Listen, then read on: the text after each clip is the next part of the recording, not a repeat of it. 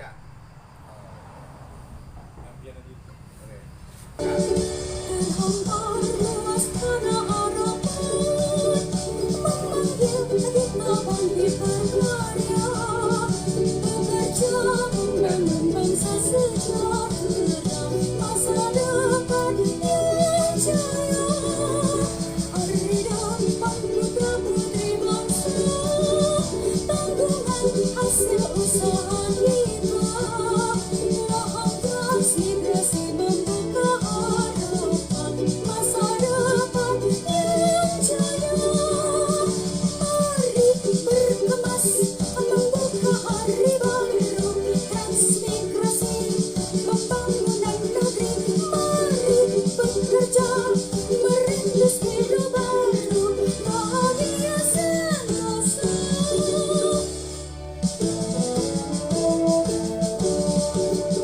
Terhampar luas tanah harapan, Dulu karena kiprahnya dan jiwa sosialnya serta pengabdiannya kepada masyarakat transmigrasi, alangkah baiknya kita dengarkan dulu sejarah pengurus atau organisasi transmigrasi maupun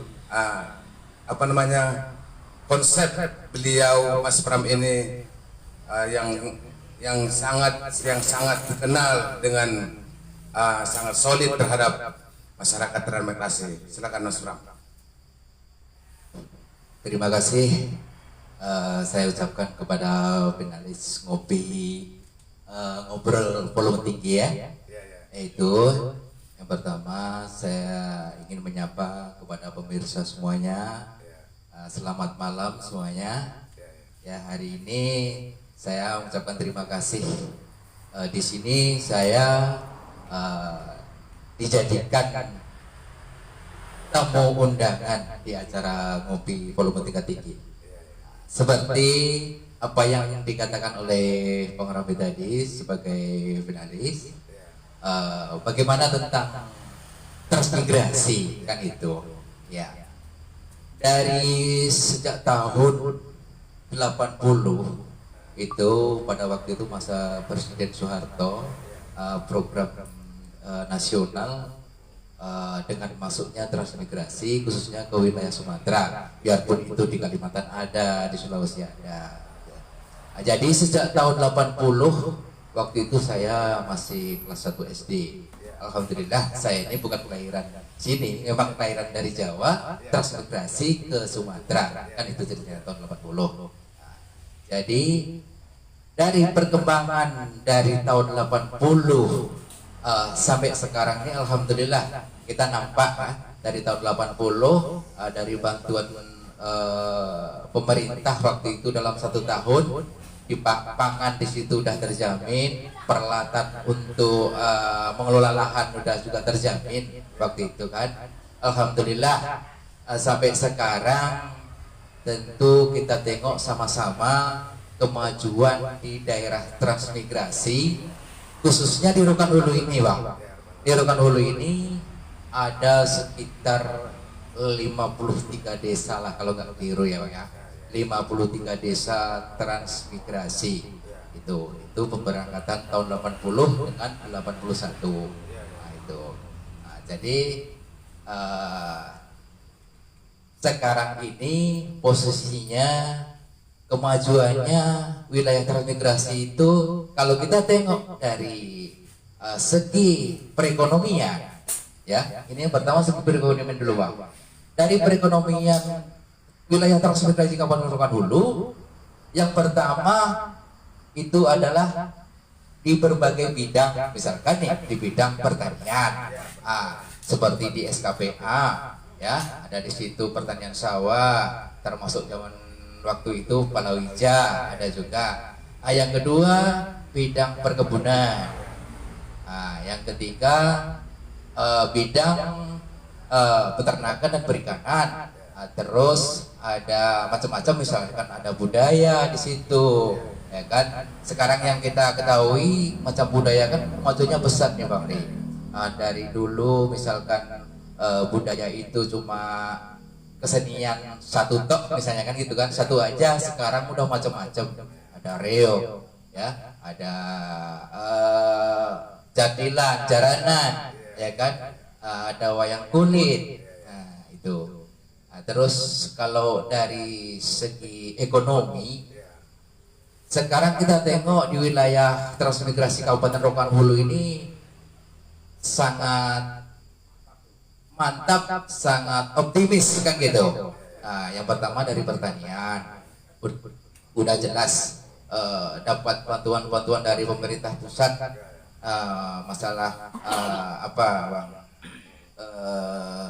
alat-alat pertanian, nah, itu gratis itu dari pusat, udah jelas. Bahkan meringankan para petani ini, misalnya mau menyewa traktor, menyewa alat panen. Untuk alat-alat pertanian itu udah semuanya tinggal istilahnya ringan lah kita itu kan, itu karena udah bantuan pemerintah. Nah itu salah satu faktor ekonomi sekarang yang bagus. Yang kedua adalah perkebunan. Ya, perkebunan tentu sekarang ini kan mayoritas kan kelapa sawit nih bang nih. Ya, alhamdulillah lah transmigrasi majunya karena pertanian, perkebunan itu udah pasti itu doang. Ya, kalau peternakan itu sebagian kecil ya kan, perikanan sebagian kecil kali itu, yang jelas kelapa sawit. Nah, cuma gini bang, untuk bagian pertanian, nah ini yang perlu kita bicarakan nih bang ya. Kalau zaman dulu bang itu pertanian khususnya lahan sawah, nah, itu ada sekitaran 4.000-an sekian hektar ya kan tuh, lebih dari itu sekarang tinggal 4.000 sekian hektar. Yang disayangkan tuh gini bang, areal sawah antara data dari desa, data dari dinas pertanian, data dari statistik itu berbeda. Iya, itu bisa dicek, bisa ditanyakan. Bahkan di dinas, di statistik bisa dicek bang, sama nggak data itu, lahan itu, kan gitu. Nah, jadi ini aturannya pekerjaan pemerintah daerah nih bang. Jadi untuk menentukan yang pasti berapa sebenarnya lahan-lahan pertanian khususnya untuk sawah itu. Nah, sebenarnya kalau yang betul itu data itu adalah dari desa. Desa siapa? Siapa yang apa datanya itu? Tentu PPL bang. Nah, tapi setelah dilaksanakan itu ternyata tidak sinkron dengan dinas dan di statistik. Nah, yang nggak sesuai ini statistik ini, karena mungkin statistik ini saya dengar itu dia memantau lahan itu dari data lama, terus dia pakai drone, jadi hektarannya itu tidak sama. Nah itu yang apa kan, termasuk misalkan penanaman apa itu padi gogo, nah itu tidak sinkron, itu tidak pas itu. Nah, tentu kalau penghasilan alhamdulillah sampai sekarang ini hama-hama bisa dikendalikan. Nah itu penghasilan alhamdulillah untuk wilayah transmigrasi lumayan, karena ada di situ kan masalahnya ada perairan atau karena adanya irigasi. Nah jadi petani ini mudah, dalam arti setahun bisa 3 kali bang, 2 kali minimal ya. 2 kali kalau padi irigasi ini. Jadi itu atau ada yang ditanyakan lagi bang? Ya. Silakan. Oke, luar biasa penjelasan awal dari Mas Pram. Ya memang secara substansi pemerintah itu membuat program transmigrasi ini adalah dalam upaya mensejahterakan masyarakat, karena terjadi kepadatan penduduk di kota sehingga ekonomi masyarakat itu tidak merata, maka diadakanlah program transmigrasi ini. Alhamdulillah kalau menurut pengamatan dari Bapak Pak Mas Pram, Rokan Hulu itu hampir separuh wilayah transmigrasi, dan menurut analisa sementara itu masyarakatnya sejahtera dari program itu. Cuman sering isu ini yang berkembang nih Mas Pram, dalam hal pembangunan infrastruktur nih di daerah transmigrasi, kemudian keterwakilan mereka di pemerintah. Seharusnya mereka sanggup dengan komunitas yang sangat luar biasa di Kabupaten Rokan Hulu, ketika mereka menyampaikan aspirasi tentang infrastruktur, baik itu jalan, pendidikan yang belum memadai, itu bisa mereka sampaikan. Bagaimana menurut penglihatan Mas Pram sebagai Ketua Transmigrasi Kabupaten Rokan Hulu, khususnya bidang infrastruktur dan baik itu pendidikan, kesehatan, kira-kira mungkin Mas. Terima kasih. Jadi saya ulangi lagi, masalah kemajuan transmigrasi. Memang betul apa yang dikatakan sama para tadi ya, bahwasanya wilayah transmigrasi itu kalau kita itu 40-an% ya, nggak salah 40-an%.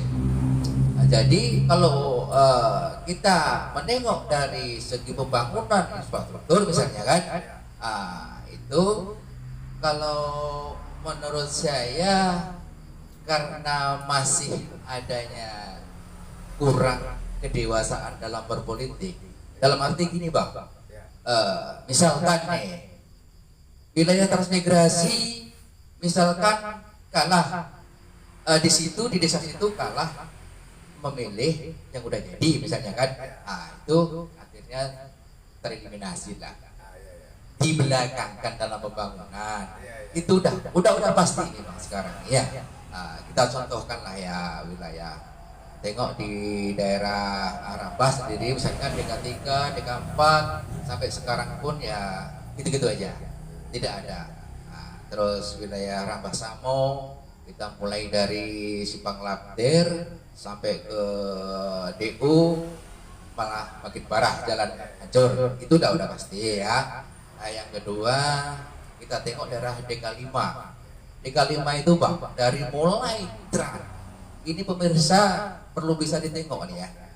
DK5 itu mulai dari trans masuk transmigrasi sampai sekarang nih bang, tidak ada mengenyam aspal bang.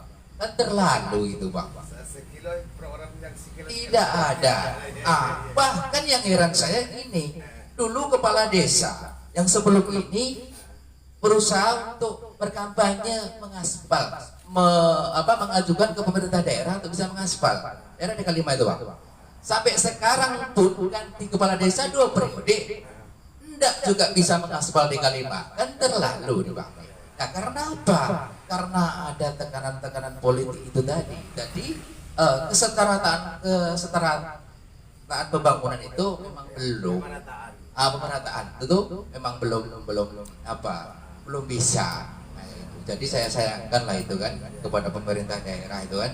Nah, seandainya pemerintah daerah ini betul-betul menyokong wilayah transmigrasi ini sebenarnya memang mantap.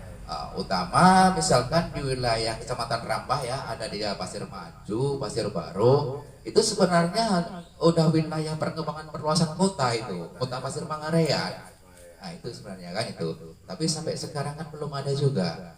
Jadi saya minta juga kepada calon pemimpin lah nanti, calon bupati 2024 ya kan, tolonglah pikirkan itu wilayah transmigrasi kan gitu. Itu maksud saya kan itu, jangan disetarakanlah pembangunan itu, nah, kan itu selama ini pendidikan apa infrastruktur pendidikan macam mana, bagaimana Pak?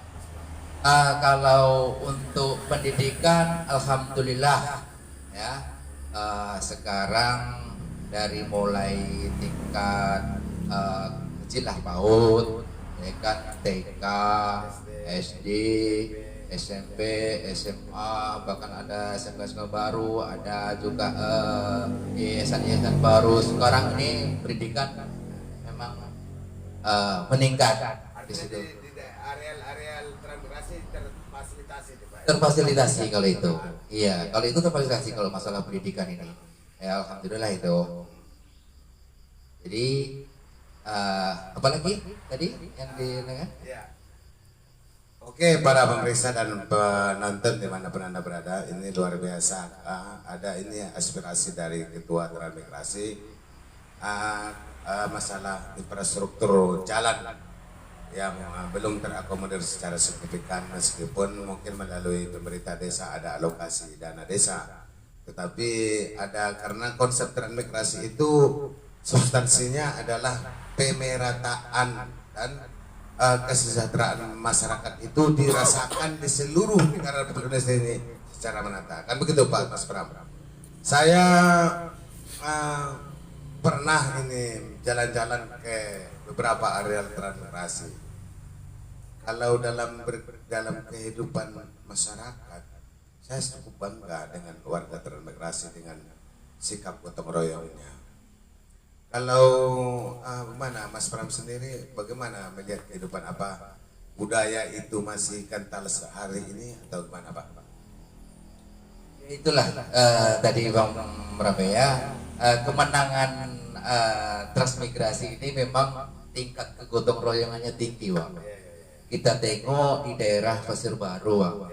Pasir Baru itu membangun, dia tidak menunggu dari bantuan pemerintah daerah, maksudnya itu. Contoh lah ya, contoh kayak drainase di daerah Pasir Baru itu Bang. Di setiap masing-masing RT, masing-masing RW itu mereka swadaya semuanya, gotong royong, sama-sama iuran uang untuk membuat apa drainase itu. Makanya sekarang nampak rapi kayak gitu. Nah, itulah kemenangannya penduduk transmigrasi itu. Saya kira kalau di kota nggak akan bisa itu seperti itu. Ya itu makanya kan ini yang perlu kita cermati. Sedangkan tidak ada yang istilahnya tuh yang mewakili dalam arti sekarang ini Pak ya. Sekarang ini kan saya kira kan nol, saya kira yang mewakili di DPRD ini, di wilayah transmigrasi ini. Warga transmigrasi ada yang jadi DPR Pak? Itu yang jadi apa itu? Belum ya? Tidak ada, rasanya tidak ada ya. Kalau zaman dulu mungkin Pak Bin maksudnya. Nah, kalau sekarang memang kalau orang Jawa, orang transmigrasi asli yang mau duduk di situ memang belum ada. Padahal itu sangat disayangkan. Padahal anak-anak transmigrasi itu orangnya cerdas-cerdas Bang. Sekolahnya juga tinggi-tinggi. Orang tuanya mampu-mampu. Nah itu. Kenapa mereka ini seperti down, seperti tidak ada istilahnya itu mental keinginan untuk misalkan naik menjadi anggota dewan atau mencaleg lah kan itu. Nah itu sangat sayang sekali. Seharusnya dari 53 desa itu 40% itu Bang, itu paling tidak sesikit-sikitnya dari 45 dewan itu aturannya 10 itu harusnya mewakili Bang. Nah kan itu. Itu harusnya paling sedikitnya 10. Nah itu. Tapi kenapa sekarang ini kan menjadi suatu PR bagi kita, bagi pemirsa juga mungkin untuk wilayah transmigrasi ya. Ayo sama-sama kita berpikir di situ, kan itu. Kita ketahui di mana di situ ada perwakilan kita di pemerintah legislatif di situ kan, di situ insya Allah pasti maju Bang. Ya kan itu udah pasti itu udah. Nah, makanya kan ini sebagai PR kita semua kepada pemirsa khususnya yang tinggal di wilayah transmigrasi, ayo gotong royongan adalah memilih calon legislatif 2024 ini ya, kita pertimbangkanlah kan gitu. Jangan sampai 0% kan gitu. Masa 40% Rokan Hulu masyarakat transmigrasi 0 yang kan itu. Kan terlalu itu. Coba. Benar sekali keluhan ketua pengurus transmigrasi Kabupaten Rokan. Saya juga bukan maksud dengan mengkotak-kotak antara masyarakat transmigrasi dengan masyarakat tempatan, tetapi memang sesama warga transmigrasi itu kenapa muncul sikap gotong royong? Karena senasib sepenanggungan. Dahulunya sama-sama susah, dahulunya sama-sama miskin, sama-sama dapat tanah sepetak, rumah sama semua. Artinya konsep kebersamaan itu yang memang harus terus kemudian punya sikap apa namanya ada sifat kegotong royongan untuk memilih keterwakilan. Sejauh ini Mas Pram sebagai aktivis yang saya sudah lama mengenal Mas Pram yang bergerak di bidang transmigrasi ini. Dilema-dilema apa saja yang hari ini memang secara umum saya melihat transmigrasi di Raut itu hampir berhasil ya. Tapi ada nggak kira-kira persoalan-persoalan lain yang Bapak sendiri menemukan atau diaspirasikan kepada Bapak persoalan di daerah masyarakat transmigrasi Pak? Sebenarnya kalau kita tengok dari masalah-masalah ataupun ketidakkesinambungan di wilayah itu sendiri sebenarnya banyak ya Bang ya. Sebenarnya banyak. Yang pertama adalah dari program kan gitu. Yang dari program contoh nih misalkan kayak peternakan gitu kan. Saya minta lah, udah jelas kalau orang transmigrasi itu dia itu bekerjanya di ladang Wang kan itu. Di kantor satu dua orang itu kan itu bisa dikatakan itu kan ke ladang dia. Jadi itu ya kan.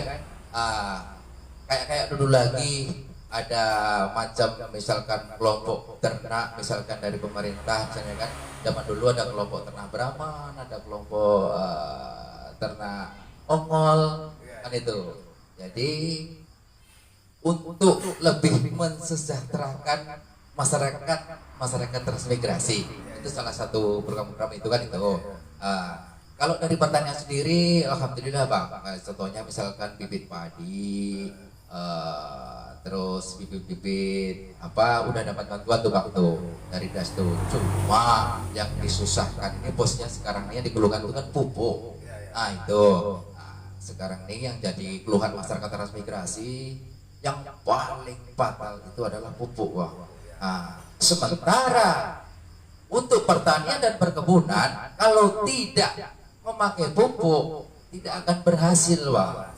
Iya, tidak akan berhasil. Kalau untuk perkebunan oke lah di situ kan, tidak pakai pupuk kimia mungkin bisa pakai kakos ya kan, bisa pakai pupuk kandang, kandang ayam, kandang sapi kan bisa pakai itu. Sementara kalau padi ini memang harus pakai pupuk Bang. Sementara kan sekarang ini posisinya terbatas, udah terbatas, pupuk bersubsidi diselewengkan lagi. Itu yang parah itu Bang. Dengar di mana itu Pak? Ya, saya bukannya dengar di mana-mana ya, tapi itulah kenyataannya, kan gitu. Nah, jadi ini menjadi suatu momen perhatian kepada pemerintah daerah kan. Untuk wilayah transmigrasi banyaknya pertanian, di situ padi, sawah gitu kan. Jadi tolong untuk pupuk ini distabilkan lah kan gitu. Biar petani itu mudah dia menanam terus tidak dialihkan fungsi. Kan itu Pak. Kalau petani menggarap sawah itu alat udah ada. Kan itu. Terus mampu dia itu untuk menggarap itu sementara pupuknya susah. Kan itu. Kalaupun ada pupuk itu non subsidi, mahal kali nanti tidak sesuai Bang. Kan itu dengan harga jual gabah tidak sesuai. Kalau kan gotong royong juga nggak mungkin Bang. Kan itu nggak tahan. Makanya kalau seandainya ini masalah pupuk ini tidak teratasi cepat, nanti lambat laun dari tahun ke tahun akan nanti pindah alih fungsi. Dan ini lahan pertanian itu dari padi menjadi tanaman sawit itu udah pasti itu Bang. Itu yang menjadi dilema petani-petani khususnya wilayah transmigrasi ya Bang ya. Kalau untuk perkebunan alhamdulillah para toke-toke sawit ini bersaing di situ. Jadi yang diuntungkan kan tentu petani sawitnya Bang. Jadi tidak semena-mena orang itu membeli sawit kepada petani itu, kepada orang transmigrasi itu murah. Kan itu. Oke, para pemirsa dan pendengar dimanapun Anda berada, baik yang ada di panggung ngopi ngobrol volume tinggi, juga yang ada di media sosial. Sebelum kami penutup dan closing statement, Ya, kita memang menyadari, saya melihat dari ujung Rohul, baik itu dari daerah Tambus Utara maupun Kabun, Tandun, warga transmigrasi memang secara teratur ekonominya cukup merata. Cuman beberapa kendala seperti infrastruktur tadi mungkin diharapkan supaya bersabar gitu. Mungkin di waktu lain atau beberapa tahun ke depan baru diberikan. Ya. Oke, saya mau Pak Mas Pram memberikan penutup, artinya closing statement inti dari diskusi kita malam hari ini. Apa kira-kira sebagai aktivis atau organisasi yang intent mengurusi transmigrasi ini, ke depan program-program apa yang akan dilaksanakan, kemudian apa harapannya kepada pemerintah kita Kabupaten Rokan Hulu? Terima kasih. Jadi kalau kita bicara masalah harapan banyak bang, ya. Kalau wilayah transmigrasi itu banyak. Kita sebenarnya dari perwakilan perkumpulan masyarakat transmigrasi sendiri udah memberi peluang, memberi jalan, karena ini udah sampai ke pusat bang ya, DWP ya, untuk transmigrasi ini. Jadi ibaratnya itu memang dari suatu daerah itu harus melakukan membentuk suatu proposal atau permintaan kepada daerah. Nah, tapi sekarang ini posisinya itu yang belum bisa dijalankan sama khususnya untuk wilayah transmigrasi ya. Saya sudah keliling bahwasanya mau dapat bantuan misalnya bibit misalnya kan harus seperti ini, tapi kayaknya nggak jalan kan itu kan. Nah, jadi memang kita ini kan diharapkan kan menjemput bola kan itu. Kalau kita istilahnya menanti entah kapan. Nah, itulah sekarang posisinya itu kita yang belum bisa menjemput bola itu karena itu kan harus pakai kelompok-kelompok itu bang itu. Nah ya kelompok-kelompok itu. Nah itu. Nah, terus yang diharapkan dari pemerintah daerah sendiri, jadi saya minta lah ya kepada pemerintah daerah kabupaten itu yang pertama tolong perhatikan betul wilayah transmigrasi ini dalam segi misalkan ya tadi itu misalkan perekonomian ya, terus dari segi infrastruktur ya kan, jalan. Nah, terus kalau masalah pendidikan, kesehatan, alhamdulillah itu udah oke.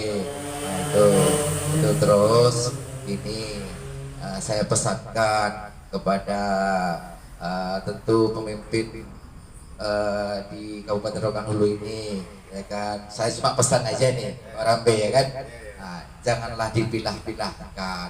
Yang kemarin kalah ya di situ, jangan sampai dipilah-pilahkan.